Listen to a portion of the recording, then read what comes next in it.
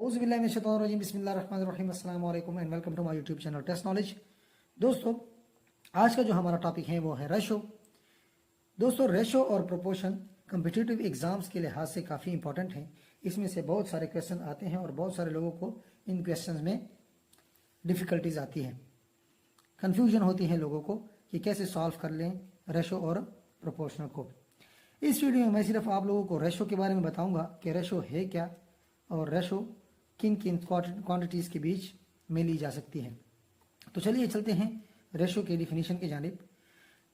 तो ratio indicates how many times one number contain another.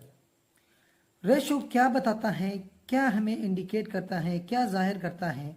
Ratio जाहिर करता है कि कितने टाइम एक नंबर दूसरे नंबर को कंटेन करता है या रखता है।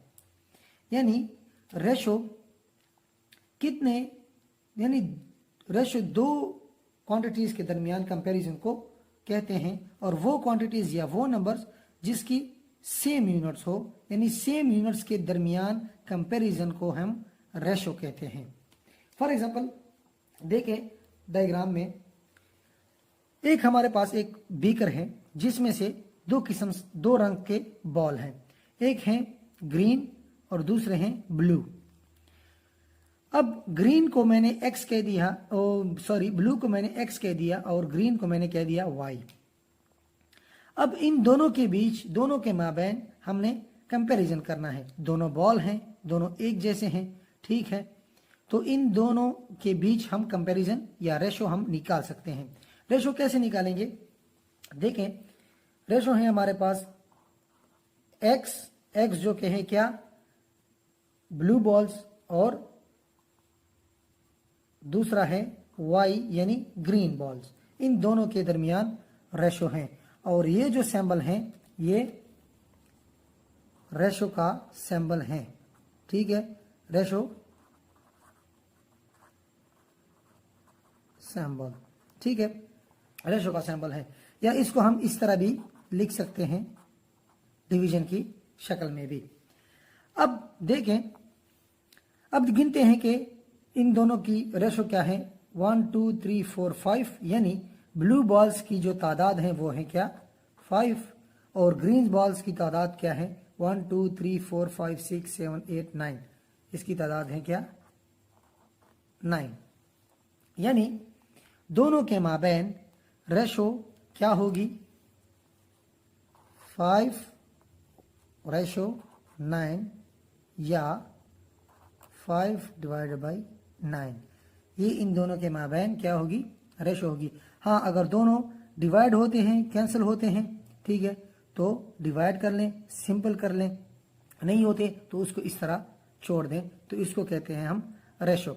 अब रेशो भी दो तरह की होती है। कैसे कैसे? रेशो एक है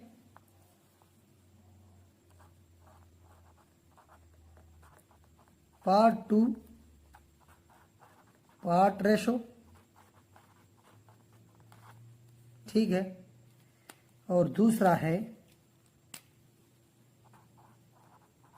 पार्ट टू होल रेशो। अब देखें इन दोनों का मतलब क्या है। पार्ट टू पार्ट रेशो का क्या है कि अगर इसमें इस एग्जांपल से भी हम क्लियर कर लेंगे कि एक और एग्जांपल लेते हैं। फॉर एग्जांपल हमारे पास एक क्या है, सर्कल है, ठीक है, एक सर्कल है। अब उसको हमने 6 इक्वल पार्ट में क्या किया हुआ है, डिवाइड किया हुआ है, ठीक है। अब इसमें से जो दो हैं उसको मैंने किया हुआ है ब्लू, ठीक है, और बाकी को मैं कर लेता हूं रेड।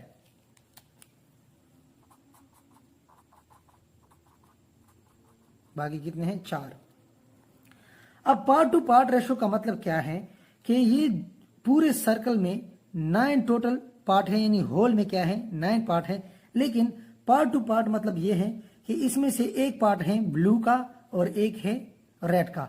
तो इन दोनों पार्ट्स के माबैन हमने रेशो लेना है, तो इनको कहते हैं हम part two part ratio.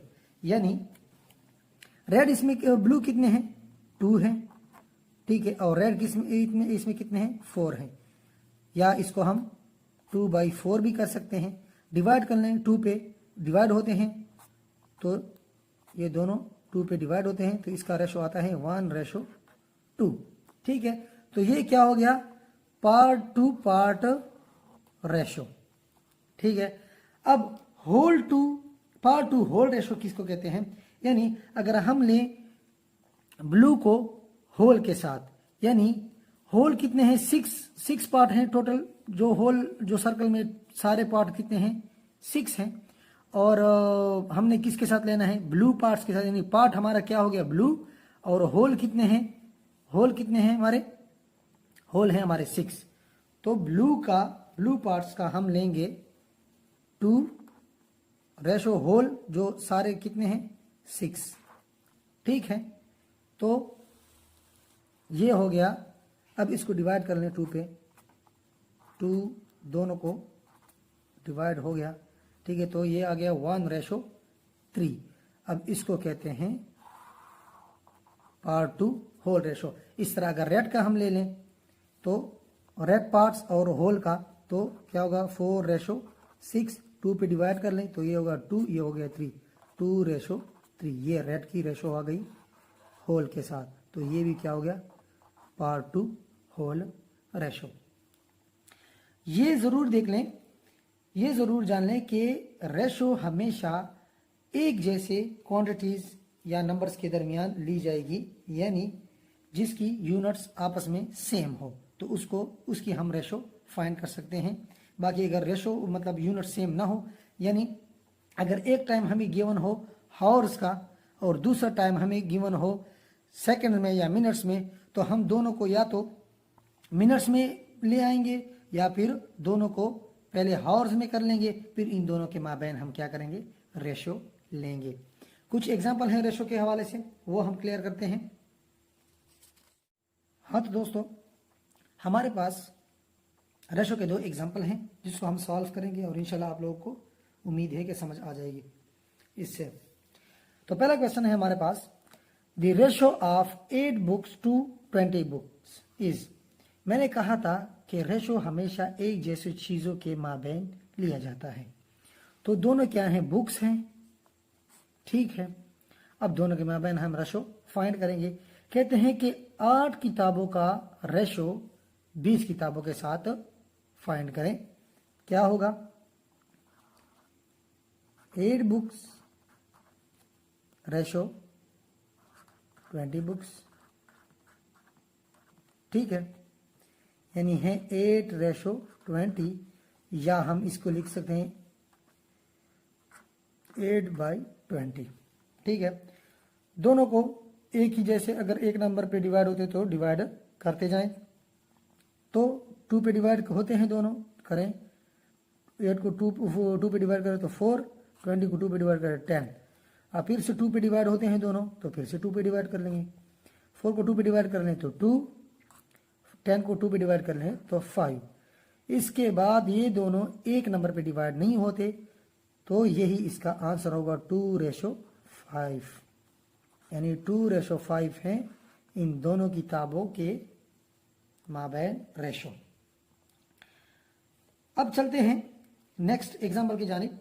Next example में हमें क्या कहा गया है कि the ratio of the number of side of a square to the number of edges of a cube, यानी क्या कहा गया है कि स्क्वायर जो कि एक 2D शेप में होता है, ठीक है, और क्यूब जो है वो 3D शेप में होता है, ठीक है। कहते हैं कि रेशो फाइंड करें स्क्वायर के साइड्स और क्यूब के साइड्स, जिसको हम एजिस कहते हैं, के माबैन हमने रेशो फाइंड करना है। यानी ये है स्क्वायर एक बॉक्स, ठीक है, एक स्क्वायर चौकोर है हमारे पास बॉक्स जो कि 2D में है, ठीक है। अब इसके साइड्स अब इसके कितने साइड है वो हमने लेने हैं 1 2 3 4। इसके साइड्स की तादाद क्या है 4 है, कितनी है 4, sides of a square is equal to 4। ठीक है, अब चलते हैं क्यूब के जानिब। क्यूब एक 3D शेप में होता है। ठीक है, जैसे कि आप लोगों ने एक डब्बा ले लें चौकोर, उसको या किसी मोबाइल का डब्बा ले लें या किसी से, वो क्या होगा, एक क्यूब की शेप में होगा। ठीक है, तो उसके क्या साइड्स जो हों उसको हम एजिस कहते हैं। ठीक है, अब उसके एजिस कितने हैं वो कैलकुलेट करते हैं। 1 2 3 4, ठीक है, 5 6 7, ये नीचे वाला 8, ये 9, ये 10 और ये 11। ठीक है, और ये नीचे हो गया ये 12। ठीक, अब एजिस या sides of a cube is equal to 12। ये कितने हैं 12 हैं। अब इन दोनों के माबैन हमने क्या करना है, रेशो फाइंड करना है। ठीक है, कैसे करेंगे, 4:12 ये आएगा। अब दोनों को एक जैसे नंबर्स पे डिवाइड करें अगर होते हैं। 4 पे डिवाइड होते हैं दोनों, जी बिल्कुल होते हैं। तो 4 पे इसको डिवाइड कर लें, तो 4 को 4 पे डिवाइड कर लेंगे तो 1, और 12 को 4 पे डिवाइड कर लेंगे तो क्या आएगा 3। तो इन दोनों के माबैन रेशो आ गई है 1:3, और यही इसका क्या होगा, आंसर होगा। दोस्तों, हमने ये रेशो में ये सीखा कि ये कंपैरिजन है, ये एक मवाजना है दो क्वांटिटीज या दो नंबर्स के माबैन, लेकिन वो क्वांटिटीज जिसकी यूनिट्स हमेशा आपस में सेम होगी। यानी अगर हमें कहा गया है कि यार, हमें कहा गया कि रेशो फाइंड करें हफ्तों और दिनों के माबैन, तो हम क्या करेंगे, सबसे पहले कि दोनों की जो है यूनिट सेम नहीं है, एक वीक्स में है और दूसरा नंबर हमारे पास है डेज में। तो हम क्या करेंगे, या तो दोनों को हम डेज में कर लेंगे, ठीक है, या तो दोनों को हम वीक्स में कर लेंगे, और फिर दोनों के माबैन हम क्या करेंगे, रेशो फाइंड करेंगे। तो दोस्तों, ये था हमारा आज का टॉपिक। इंशाल्लाह नेक्स्ट टॉपिक जो है प्रोपोर्शन, उसके लिए मैं एक अलग सी वीडियो बनाऊंगा ताकि आप लोगों को मुकम्मल से समझ आए। दोनों वीडियो देख लें एक साथ, तो इंशाल्लाह आप लोगों को कभी भी रेशो और प्रोपोर्शन में कोई भी टेंशन या कोई भी कंफ्यूजन नहीं होगी। अगर वीडियो पसंद आई हो तो लाइक करें, चैनल को सब्सक्राइब करें, बेल आइकन को प्रेस करें ताकि आपको नई नई वीडियोस की नोटिफिकेशन मिलती रहे। Thank you so much. अल्लाह हाफिज़।